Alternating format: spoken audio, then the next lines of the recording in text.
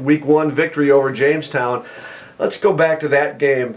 Talk a little bit about the last couple of years. Your kind of MO has been you've been able to jump on the board quickly with either the first or second drive. Now, are you going to say is that coaching and going into it with a game plan, or is that players responding and being ready to play right off the bat? I think it's players being ready to play. I mean, anytime you open up a season, everyone's so hungry and eager. You know, sometimes you can be too amped up and not be able to perform. Our kids have done a great job at taking that opening drive and doing what we need to do. We don't script our opening drive, but we have an idea of what we want to try to get done and what we want to try to show just to see how people are defending. But it also helps when you got a 3-year starter at quarterback that is like another coach on the field. So we were very pleased. It's what we want to try to do every week is to start the game and get out of the gates early. What was your biggest takeaway from the game on Saturday, both offensively and defensively? You know, I think offensively, I really liked how we controlled the clock and how we really took advantage of a lot of things that Jamestown was doing to us. You know, we had a few mistakes, and one was in the red zone where we fumbled the pitch off of a triple option play that, you know, we were going in for another score. You know, that was probably the only real negative. Maybe a turnover late in the game when we had some of our backups in. Some of those things that we can continue to keep working on. But all in all, being game 1, I was quite pleased in our efforts. I mean, we put up over 500 yards of total offense, and it was a nice mixture of both run the pass. So we were two-dimensional and makes us very tough to defend. Now defensively, I was pleased with our performance there too. I mean, we did a lot of great things. We had some mental breakdowns. Their long score came off of a breakdown on our part, and it's, you know, we're dealing with, you know, some backups coming in, trying to get some playing time, and we just read it around twice. One time we were fortunate that they overthrew. Second time, you know, they hit us for about a 60-yard touchdown. We did leave our defense with a short field when we fumbled the punt going in at halftime, and then give Jamestown credit. They went down and scored to kind of turn the momentum a little bit until we responded then with a big pass play from Griffin to Bowney to set up the last field goal with Ben Wagner. Special teams wise, we weren't, you know, for the most part we were happy with most of our teams. We thought our kickoff coverage was subpar, and we got great kickoffs by our freshman kicker, but we didn't do a very good job at reading our keys and going and making plays, and that's got to change for us. We can't keep leaving our defense with, you know, the short fields and that type of thing. So, but all in all, it was game 1. You know, shoot, a lot of things can happen in game 1, and you learn a lot about your football team. And they always say you make your biggest improvements from week 1 to week 2, and we certainly hope we do that this week as we get into Buena Vista.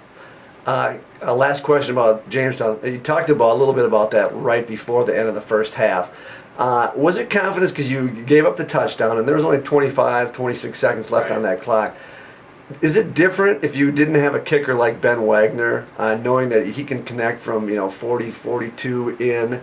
Instead of going for it, you might just sit on that ball. Right. I think in past years, in certain situations, I probably would have sat on that ball. But when you got a 3-year starter at a quarterback who controls the clock as well as anybody I've ever been around, and we got a kicker in Ben Wagner, knowing that he's pretty dead on from 45 in. We just felt, let's go for it. Let's see what we do on the first play, and then we'll make our call after that. Well, the first play was a big play to Bowney, and Bowney, shut off a tackle, and he made a great run. Now we're sitting down. We're in our first down. We have no timeouts left. Griffin does a nice job of getting the offense to the line of scrimmage. We spike the ball. I believe there's 10 seconds left. We decided to run a trips formation to just get him to roll out. We needed a few more yards to get him within that striking range for Ben. Griffin did a nice job at peeling around the corner. It was blocked to perfection. Steps out of bounds with a few seconds left, and Benny was living right, and it was high above the uprights. We give him a hard time, but he had to bring out his wedge just to get through that 10 inches of grass. But hey, it went through. What a great responding moment by our team, though, where you're on your heels a little bit, knowing they're getting the ball to start the second half.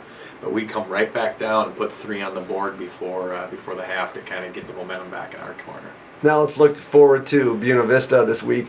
Home opener. It's always exciting for all the kids to be playing in front of the home crowd for the first time. Should be a nice afternoon on Saturday. Buena Vista is kind of a little bit like yourself. You guys, the team's got a lot of experience, especially at the quarterback.